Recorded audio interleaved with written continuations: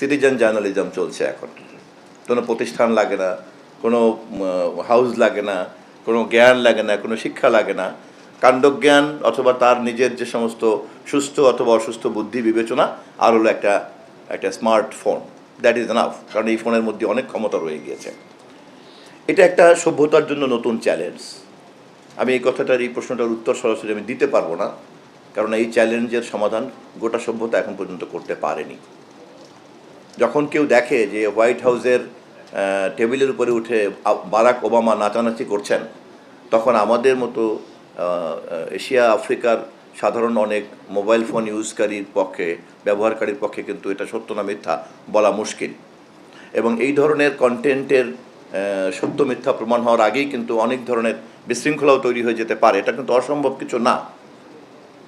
আমাদের প্রাতিষ্ঠানিকভাবে যে সমস্ত গণমাধ্যম হাউস আছে, দেখা গিয়েছে তার চেয়ে অনেক ক্রিয়েটিভ ইউটিউব কন্টেন্ট ক্রিয়েটরের যে ছোট্ট রুমটা, বেডরুমটা অথবা তার যে স্টুডিওটা, এটার ক্ষমতা অনেক বেশি, অনেক ক্লাউড সে ধারণ করে।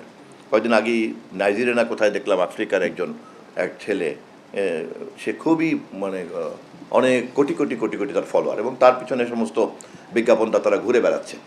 এটা একটা নতুন জগৎ। আমি বরঞ্চ অনুরোধ করব এই সমস্ত বিষয়ে এই মুহূর্তেই আমরা যদি একটু সুনির্দিষ্ট সমাধান চাই তা পাবো না। তবে এটা ঠিক যে আমি আগেই যেটা বললাম, যে এই বিষয়গুলিকে যদি একটা প্রাতিষ্ঠানিক নজরদারির মধ্যে রাখতে পারি, তাহলেই কেবলমাত্র আমরা একটা সুস্থ সমাধান বের করতে পারবো। এবং এই সমস্যাটা কেবলমাত্র বাংলাদেশের না, এটা একটা গ্লোবাল চ্যালেঞ্জ। শিক্ষাগত প্রশ্নের যে কথাটা উঠেছে, এটা কতটা সঠিক কতটা বেঠিক, এটা পুরোটাই আমরা সাংবাদিক নেতৃত্বের উপরে ছেড়ে দিয়েছি। গতকালকেও সংবাদপত্র মালিক সমিতির সঙ্গে মাননীয় প্রধানমন্ত্রীর বৈঠক ছিল, আপনারা নিশ্চয়ই গণমাধ্যমে দেখেছেন। আগামী কিছুদিনের মধ্যে সম্পাদকদের সঙ্গে বৈঠক হবে, টেলিভিশন মালিকদের সঙ্গে বৈঠক হবে।